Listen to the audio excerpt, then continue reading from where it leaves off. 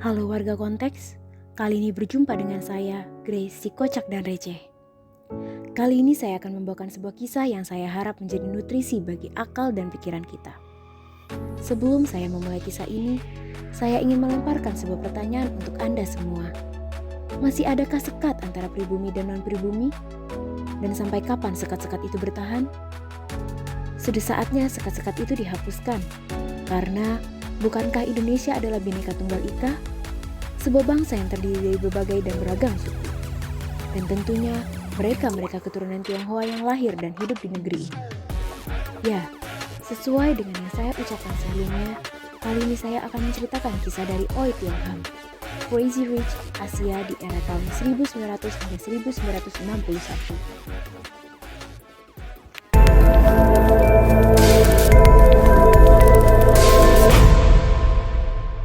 Jika Anda singgah di Semarang, mampirlah ke restoran Prince Sewu di Kota Lama Semarang.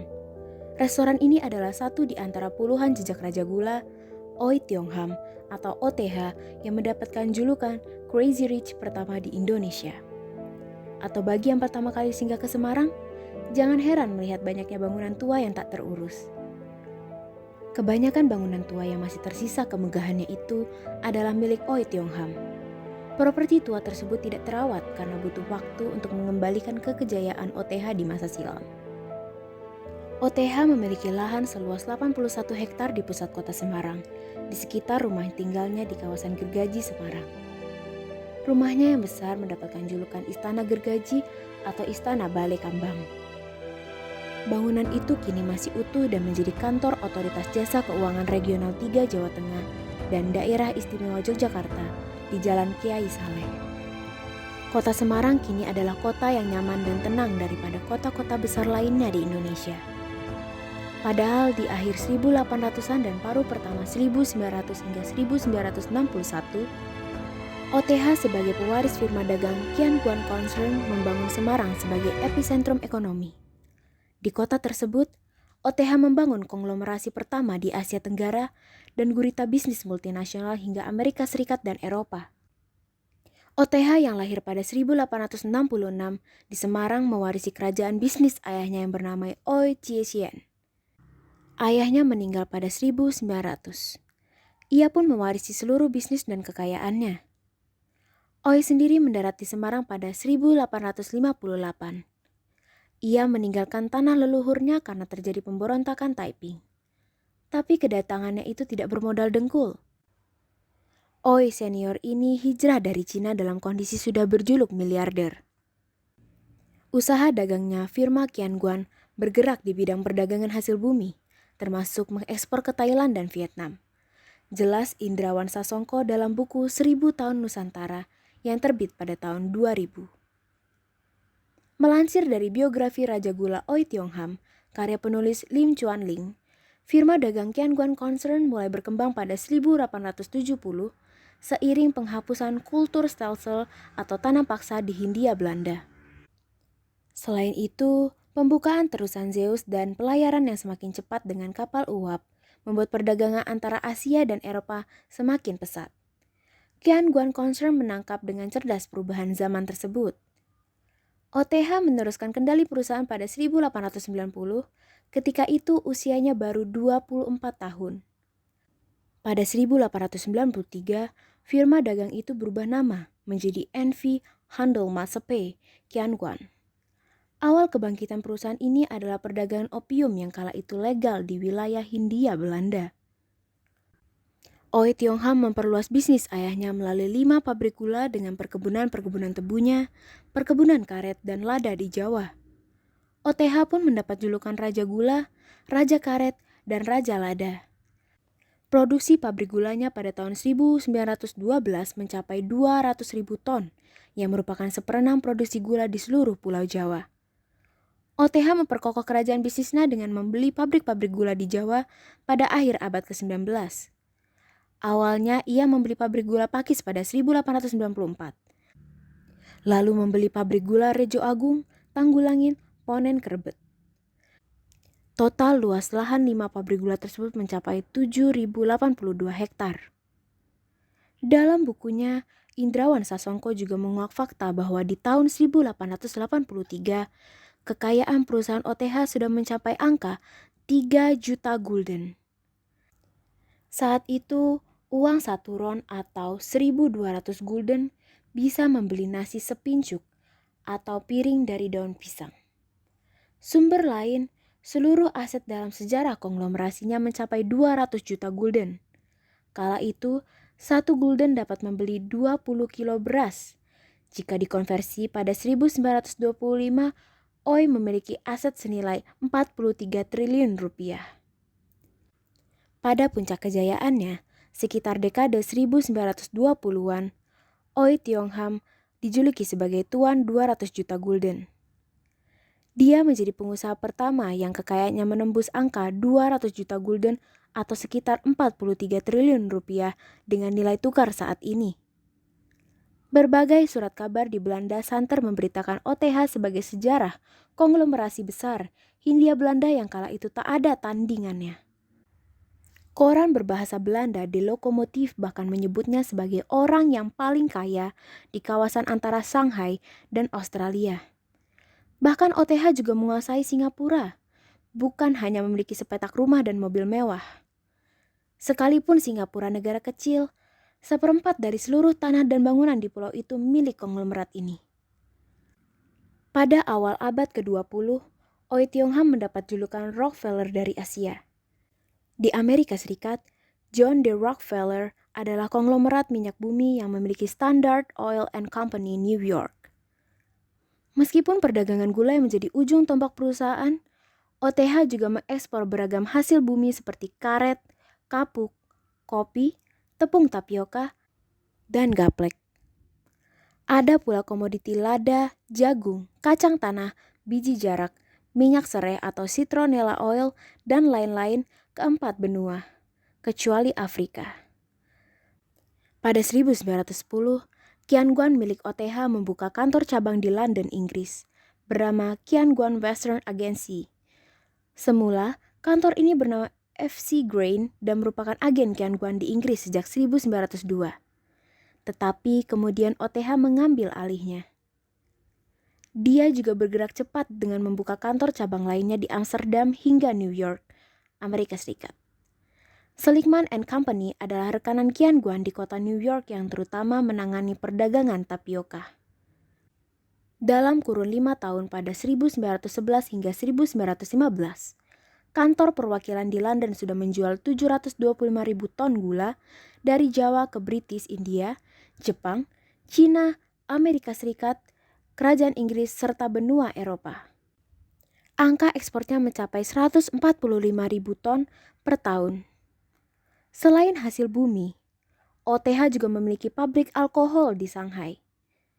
Bisnis gulanya semakin besar saat terjadi booming ekonomi pasca Perang Dunia I di tahun 1914 hingga 1918 dan mencapai puncaknya pada periode 1918 hingga 1920. Cabang di Kalkuta, kini kota Kolkata, India, buka pada 1925 dan cabang Mumbai setahun kemudian. Pada 1928, OTH membuka cabang di Karachi, Pakistan. Di puncak kejayaan bisnisnya, sejumlah bangunan kantor di Kota Lama Semarang adalah milik OTH dan menjadi pusat operasi gurita bisnisnya yang tersebar di berbagai benua. Sayangnya, setelah OTH meninggal dunia pada 6 Juli 1942, berbagai masalah muncul hingga perusahaannya runtuh dalam waktu semalam. Kala itu, para pewaris OTHC mengajukan tuntutan ke pengadilan Belanda untuk menuntut Bank Indonesia cabang Amsterdam. Mereka ingin meminta kembali uang deposito jutaan gulden yang tersimpan di De Javase Bank, awal mula Bank Indonesia, sebelum tahun 1942 atau Perang Dunia Kedua. Para pewaris mendengar kabar bahwa pemerintah Indonesia ingin memakai uang itu untuk membangun pabrik gula. Menurut keturunan OTH, pemerintah Indonesia tidak berhak memakai uang warisan tersebut. Pengadilan memenangkan tuntutan ahli waris OTH. Bahkan pengadilan Belanda mewajibkan pemerintah Indonesia mengembalikan deposito OTHC. Namun, Ini menjadi awal malapetaka OTHC. Pengembalian inilah yang menurut Oi Chong-chai, putra dari Oi Tiong-ham, mendorong pemerintah mencari-cari alasan untuk menyita seluruh aset OTHC di Indonesia. Menurut Beni Setiono dalam buku Tionghoa dalam Pusaran Politik di tahun 2003. Lalu pada 1961, Pengadilan Semarang mengadili para pemilik saham Qianguan. Para penggerak konglomerasi OTHC tersebut dianggap melanggar peraturan tentang valuta asing. Karena seluruh pewaris menetap di luar negeri dan tidak bisa hadir, pengadilan memutuskan OTHC bersalah. Pada 10 Juli 1961, semua barang bukti dan harta disita oleh negara. Penyitaan tersebut berlangsung hanya 1 hari. Pengadilan juga menyita harta warisan dan seluruh aset keluarga Oi Tiong-ham. Hasil penyitaan inilah yang menjadi aset untuk modal pendirian BUMN Tebu bernama PT Raja Wali Nusantara Indonesia pada 1964. Pabrik-pabrik gula yang berada di Jawa Timur pun masih menjadi bagian dari inti bisnis PT RNI hingga saat ini. Konglomerasi bisnis OTHC hancur dalam semalam. Bangunan milik sang Crazy Rich pertama di Indonesia terbengkalai karena tidak ada ahli waris yang tinggal di Indonesia. Jejak gurita bisnis OTH tinggal sejarah. Melansir dari Quora, OTH memiliki 8 istri dan 28 anak. Keturunannya sudah tidak ada di Indonesia. Cicitnya berada di Singapura, New York, Belanda, dan Beijing. Kerabat dekat OTH yang berada di Indonesia adalah pemilik Hotel Tugu. Pemilik Hotel Tugu, Anhar Setyadibrata, merupakan kerabat dekat dari keluarga OTH. Orang tua dari Oi Huilan. Hotel Tugu menyimpan banyak koleksi dari keluarga mereka. Di ruang peranakan ini juga ada foto leluhurnya, Bun, pemilik Kalbe Pharma. Putri kesayangan OTH, Oi Huilan, adalah salah satu sosialita Eropa sejak ia bersama ibu dan adiknya pindah ke London. Rumah mereka waktu itu berada di Berkeley Square, Mayfair, tak jauh dari Istana Buckingham. Huilan di kemudian hari menikah dengan Wellington Koo, diplomat yang kemudian menjabat menjadi Menteri Luar Negeri Republik Cina di bawah Generalissimo Chiang Kai-shek. Pada akhir 1926 hingga pertengahan 1927, Huilan sempat menjadi ibu negara Republik Cina saat Wellington Koo menjadi pejabat Presiden Republik Cina yang berkedudukan di Beijing. Kisah kejayaan epicentrum bisnis di Semarang ini hanya berlangsung era akhir 1800-an dan paruh pertama 1900 hingga 1961. Istana Gergaji terletak di Jalan Kiai Saleh, Semarang, merupakan peninggalan masa kejayaan Oi Tiong-ham. Kini istana itu menjadi kantor otoritas jasa keuangan regional 3 Jawa Tengah. Sementara sisa lahannya kini menjadi pusat perkantoran pemerintah di sekitar Simpang 5 Semarang. Misalnya, bagian dari lahan milik OTH kini menjadi Kompleks Polda Jawa Tengah, Kantor Gubernur Jawa Tengah, dan DPRD Jawa Tengah. Begitu pula dengan kampus Universitas Diponegoro Peleburan, pusat perkantoran di Jalan Padanaran hingga ke dekat Kampung Kali. Konglomerat ini meninggalkan sejumlah gedung kantor perusahaannya di Kota Lama, termasuk bangunan yang kini menjadi Resto Pringsewu Jalan Suwari, Kota Lama. Bangunan berarsitektur Art Deco yang kini dikelola TNI ini dulu merupakan kantor pusatnya. Lalu bangunan berarsitektur peranakan Tionghoa yang kini menjadi Hero Cafe dan satu lagi gedung kantor yang dulu sebagai kantor perusahaan asuransi Monod sehingga dijuluki Monod Huis. Di luar kawasan Kota Lama, bangunan peninggalan OTH lain yang masih terlihat yaitu kantor OJK Jateng, Daerah Istimewa Yogyakarta, Jalan Kiai Saleh, rumah tinggal yang dulu dikenal Istana Gergaji. Ada pula Gedong Duwur, bangunan rumah tinggal Oi Chiesin yang sayangnya kondisinya memprihatinkan tak terawat.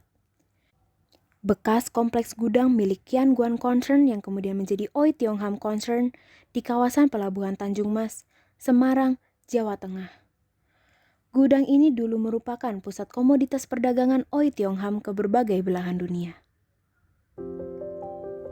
Inilah sekelumit kisah dari Oi Tiong Ham, Crazy Rich Asia yang memiliki kejayaan luar biasa. Namun, dapat dengan mudah hancur dalam satu malam.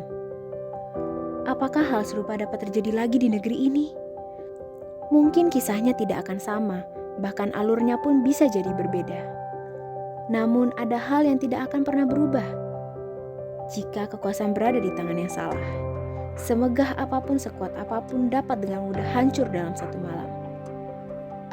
Dan yang tidak kalah untuk kita garis bawahi, pemegang kekuasaan haruslah bijak dalam memberikan keputusan serta aturan-aturan. Karena dengan itu, dia akan dikenang menjadi siapa dan bagaimana dalam catatan sejarah. Cukup sudah sepenggal kisah dari Oi Tiong Ham. Nikmati terus konten-konten lainnya di Konteks First. Terakhir sebagai pesan penutup, sebaik-baiknya peninggalan adalah nama baik, bukan kekayaan, bukan kekuasaan. Kekuasaan sifatnya tidak akan pernah abadi. Jangan pernah paksakan, apalagi coba menghalalkan segala cara untuk tetap berkuasa. Hidup tidak akan pernah abadi, namun nama baik akan selalu tercatat dengan baik di dalam sejarah. Saya Grace, pamit undur diri. Sampai jumpa.